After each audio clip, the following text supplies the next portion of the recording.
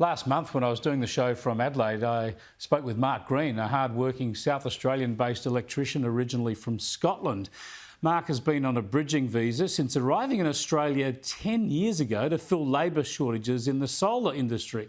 But due to several companies going bust while he was working for them and the vagaries of our immigration system, Mark and his wife and daughter were due to be deported last night, despite lots of appeals to the government through the media. Immigration Minister Andrew Giles intervened at the last minute and after being prompted apparently by the South Australian Premier Peter Malinauskas, granting this 1 month extension to the family's deportation order. To me, this is an open and shut case.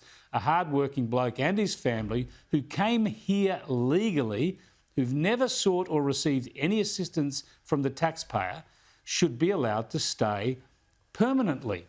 It was only last week that the Albanese government granted the Nadesalingam family from Biloela permanent residency, despite both parents coming to Australia illegally on separate people smuggling vessels. They failed so many court appeals. Anyway, here's Shadow Home Affairs Minister Karen Andrews speaking publicly today. Clearly, the actions that this government has taken was always going to result in a conga line of people wanting to say, well, you've allowed people who arrived here illegally to stay. I've arrived illegally, why can't I stay? That's a very predictable outcome. Well, that's a wrong-headed and unfair comparison, given the Green family arrived here legally. That's the crucial difference. We've been fairer to a family who arrived here illegally. They weren't even a family then, of course, but two people who arrived here illegally, than we have to a family who came here under the laws with a visa.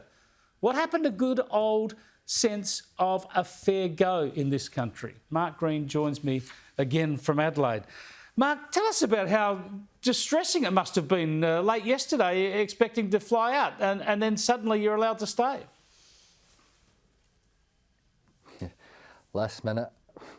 What can I say? It's a little bit of stress relief there for 1 month, you know, until the minister actually gets to make his decision, and hopefully he will make the right decision. We're certainly not out of the water yet, but hopefully we can get there. Well, tell about the practical implications of this. Do you have a house that's all packed up? Did you lock up a house and leave it, or have you ended a lease and now you've got nowhere to live for a month? What's your situation? So our lease actually runs out in October. So we do have premises to stay in. We've very limited furniture. We've got the essentials that we can get by with just now. Money is very, very tight for us, but we are managing, and we're just hoping for the government to step in and see that we've done everything legally, we've done everything the right way, and we just want peace of mind. We just want stability. Yeah, you know? Your daughter's gone to school, your wife's working, you've always been working, you haven't been drawing welfare. All that's happened is these companies have fallen over, and that's broken your period of 3 years of continuous employment by someone. And so when they fall over, you have to start from scratch again. So it's really just an unfortunate situation that's befallen you. Preventing you from filling the time to go straight on to permanent residency, which was obviously your plan and the accepted plan of the immigration system. Yeah, all we want is to stay here. You know, this is our home. My daughter wants to go to university, and she can't go to university. Our friends have already started university, you know, and it's not fair on a young teenage mind, you know. The uncertainty, you know, we just want to be here, you know. There's nothing back home for us. We've got no home back home. We've got no home back in Scotland. You know, this is our life here. It's just so stressful for us, you know. We just need an answer. We need the right answer, and hopefully the minister will see that we have done nothing wrong, and will grant us either that visa or the different bridging visa, so we can then apply for our permanent residence. Yeah, it's so obvious that you've done nothing wrong, that you're doing the right thing, that you're helping this country. He has the power to make this decision, the minister. He just needs to weigh it up, and with the stroke of the pen, he can fix this. And so let's hope he does that. In the meantime, what are you doing?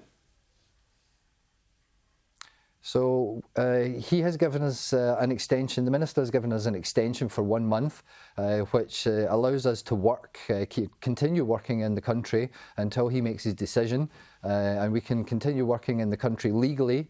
Yeah,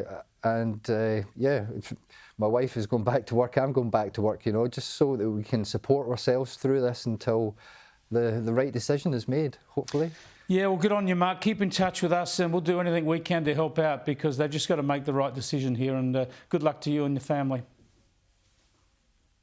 Thank you very much. Thank you. Mark Green there, electrician from Adelaide. He and his family have got to be allowed to stay. They've got a lot of support from other media around the country, which is good. It needs to be brought to the attention of the government. We are short of workers in this country, and we are short of good families happy to work. And here's a mob who have not broken a single law and not put their hand out for welfare. And they've just been an unfortunate circumstance where the companies have gone bust, so they haven't got to permanent residency. The Minister needs to grant it. And as you can see from Mark, grant it as soon as possible. Don't leave it a month. Every day is a stress for them. Do it tomorrow. Do it yesterday so they can get on with their lives.